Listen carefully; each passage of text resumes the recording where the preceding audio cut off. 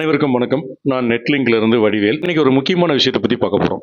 ஒரு ஜிஇ பான் ஓஎல்டியில் இருந்து மோடத்துக்கு போகக்கூடிய ஆப்டிக்கல் பவரையும் மோடத்தில் இருந்து ஓஎல்டிக்கு வரக்கூடிய பவரையும் ஒரு ஓஎல்டியை லாகின் பண்ணி எந்த மாதிரி செக் பண்ணலாம் அப்படின்னு சொல்லி நம்ம இன்னைக்கு பார்க்க போகிறோம். அதுக்கு முதல்ல உங்களுடைய ஓஎல்டியை லாகின் பண்ணிடுங்க. ஃபர்ஸ்ட் நான் இது ஒரு 3 ஸ்டேஜாக பார்க்க போகிறேன். ஃபர்ஸ்ட் ஒரு ஓஎன்யூவோட பவரை மட்டும் பார்க்கணும் அப்படின்னு நீங்கள் நினச்சிங்கன்னா நேராக ஓஎன்யூ லிஸ்ட் போங்க.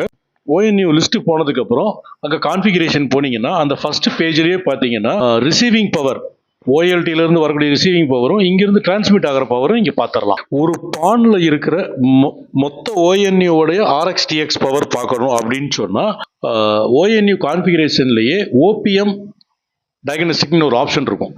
அங்கே போனீங்கன்னா எல்லா மோடத்துடைய அந்த பானோட எல்லா மோடத்துடைய ஆர்எக்ஸ் பவரையும் பார்க்கலாம், டிரான்ஸ்மிட் பவரையும் பார்த்துடலாம். 2 பவரையுமே பார்க்க முடியும்.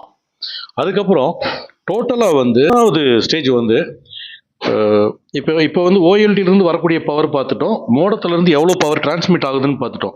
பட் மோடத்திலிருந்து ஓஎல்டிக்கு வரக்கூடிய டிஎக்ஸ் எவ்வளவு ஓஎல்டியில் ரிசீவ் ஆகிருக்குன்னு பார்க்குறதுக்கு ஓஎல்டி கான்ஃபிகரேஷனில் பான் ஆப்ஷனில் போனீங்க அப்படின்னு சொன்னால் அதில் பான் இன்ஃபர்மேஷன், அதாவது பான் எவ்வளோ பவர் இங்கேருந்து டிரான்ஸ்மிட் ஆகுதுன்னு இருக்கோ அதுக்கு பக்கத்துலேயே டீட்டெயில்ஸ்ன்னு இருக்கும்.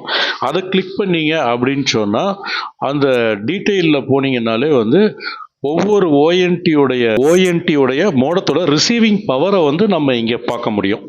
ஸோ அநேகமாக இந்த இன்ஃபர்மேஷன் உங்களுக்கு யூஸ்ஃபுல்லாக இருந்திருக்கும்னு நான் நம்புகிறேன்.